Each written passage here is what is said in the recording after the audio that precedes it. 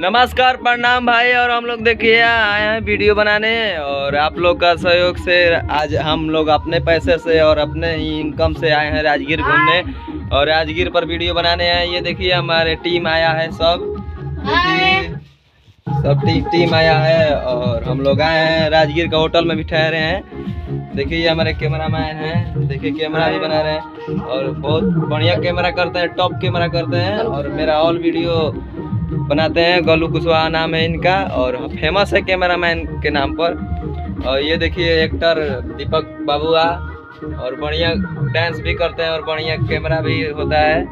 और ये देखिए ये यहाँ पर ये चिंटू भाई हैं, ये वीडियो में बहुत खास वीडियो में रहते हैं, ये नहीं तो नहीं रहते हैं क्योंकि इनका बहुत पोज महंगा बिकता है।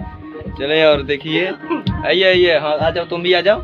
देखिए ये मेकअप मैन है, ये मेकअप थोड़ा गाना बंद करो, गाना बंद करो, तो गाना बंद करो, गाना बंद करो, गाना बंद करो। देखिए गाना बज रहा है, गाना बंद करो थोड़ा भाई, गाना बंद करो।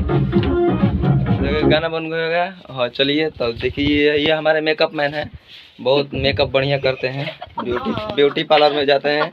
चलिए नमस्कार। मेरा ये वीडियो कल शाम तक छूट जाएगा, 7 बजे शाम तक। और प्लीज़ लाइक कीजिए। गाना बजाओ, गाना बजाओ।